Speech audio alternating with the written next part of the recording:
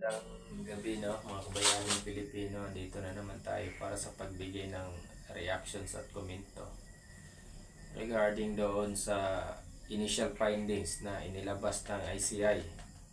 So meron na kasi silang nirekomenda na kakasuhan ng ilang personalidad lamang, no? So andoon sila Jingo Estrada, sila Senator Villanueva, Jesus Cordero, Saldico, and then yung tatlo.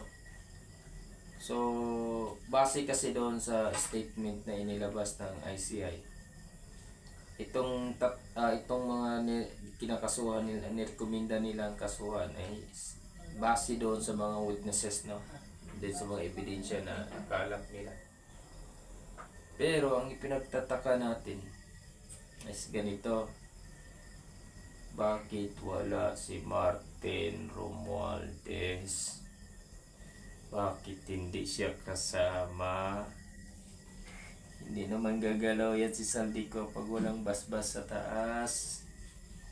Diba? Kung naalala nyo, after nung Bicam nila, na pinagmamalaki pa ni Martin Romualdez, andoon sila Manix Dalipi, Chichi Suarez ba yun?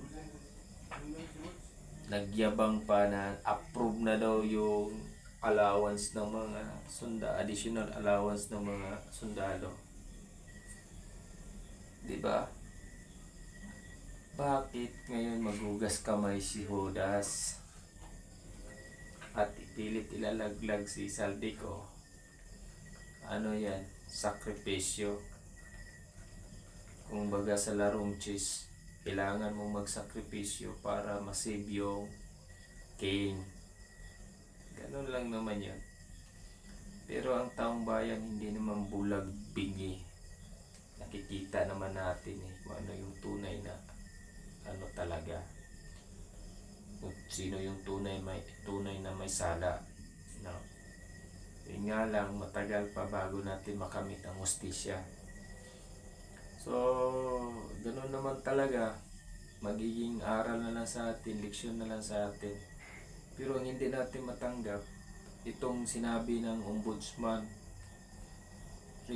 Boyeng Rimulya na gross negligence lang daw ang pwedeng maikaso kay Martin Romualdez. Hindi daw pwedeng papasok sa plunder. Bakit ganun? So pag once makonekta kasi si Martin Romualdez, makokonek siya sa Pangulo. Diba? Makokonek siya sa First Lady.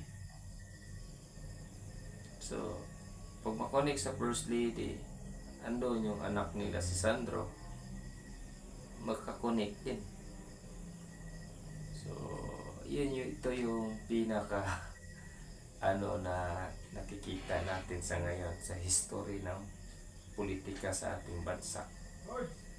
So naway magiging lang tayo, no? Huwag po nating hayaan na yurak-yurakan na lang tayo ng mga magdanakaw sa kaban ng bayan.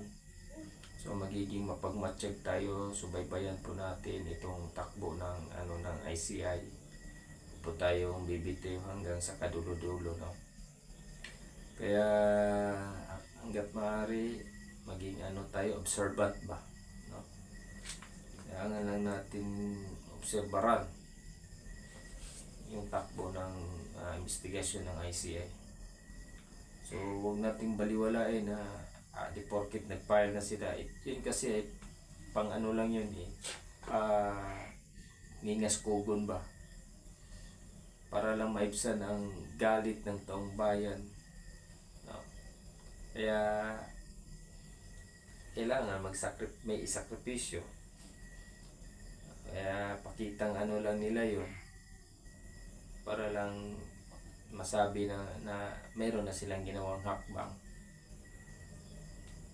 Pero dapat masama dyan si Martin Romualdez at yung mga sangkot pa. Dahil hindi naman gagalaw yung mga galamay kung wala yung pinakapuno. So tayo din mga kabayaning Pilipino, maging mapagmatsyag at mapanuri din tayo sa bawat araw. No? Patuloy nating subaybayan ang takbo ng investigasyon ng ICI. Huwag po tayong titigil hanggat hindi mapanagot yung mga taong sangkot sa flood control scandalous or anomalous. No? So, dapat magiging ano lang tayo. Kung sa tingin natin na lumabas tayo, isigaw natin yung mga karapatan natin. Hindi naman pwede gano'n na nagiging selective lang sila sa mga tao na iporke kontra sa administrasyon, yun lang babanatan nila, and then yung pro administrasyon sa hindi. Diba? Napaka naman, tingnan nyo nga yung mga ibang congressman dyan, biglang nagsitaasan yung mga network nila eh. Kung dati-rati sa panahon ni Pangulong Duterte hindi makaporma-porma, pero ngayon biglang billion agad eh. Doble yung tubo ng nila, assets and liabilities nila. So, yun lang mga kabayaning Pilipino. Maraming salamat po. Ingat po tayo lagi.